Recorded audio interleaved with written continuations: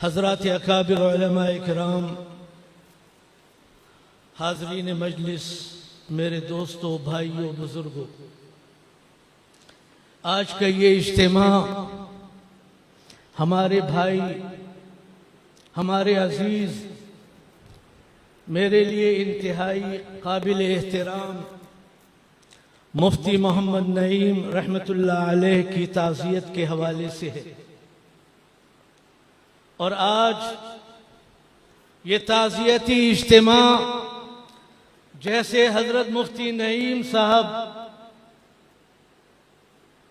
نور اللہ مرقدہ کے تعزیت کے سلسلے میں ہو رہا ہے، یہ حضرت پیر عزیز الرحمن رحمت اللہ علیہ کی تعزیت کے لیے بھی ہے۔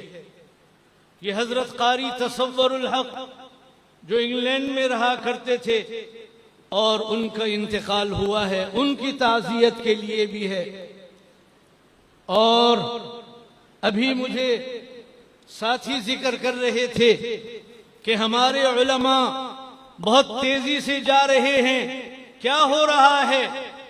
میں نے کہا بات یہ ہے، میں اپنے گھر اسے بلاتا ہوں جس سے مجھے محبت ہوتی ہے، اللہ رب العزت انہیں بلا رہے ہیں جن سے اللہ رب العزت کو محبت ہے، اور ہمیں اس پر فخر۔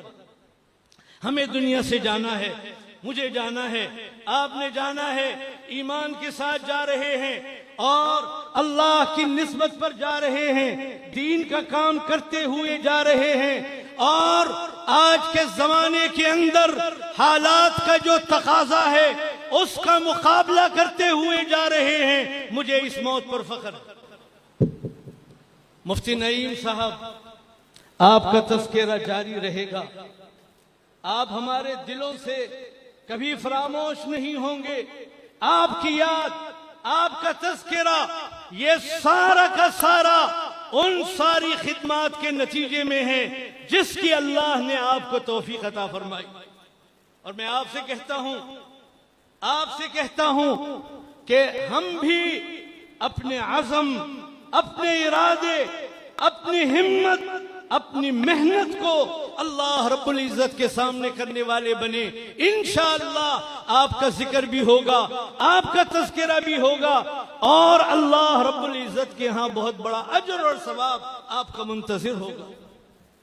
مفتی نعیم صاحب سے ہمارا تعلق تقریباً، اگر میں غلط نہیں ہوں، 1970 سے ہے۔ ہم بہت سی مرتبہ ساتھ رہے۔ ہماری ایک جماعت ہوا کرتی تھی، جو حضرات میری عمر کے ہیں وہ جانتے ہیں۔ حضرت مفتی احمد الرحمن رحمت اللہ علیہ ہمارے سربراہ ہوتے تھے، مفتی عبدالسمیع صاحب اس میں شامل ہوتے تھے، مفتی نعیم صاحب اس میں شامل ہوتے تھے، مفتی جمیل خان اس میں شامل ہوتے تھے۔ جی، یہ ایک جماعت تھی، تقریباً روزانہ شام کو ہم ملتے تھے۔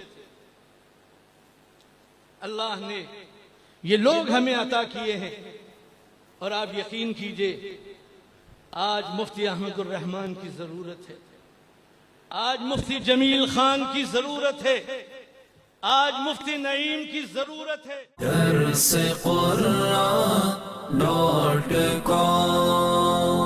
www.darsequran.com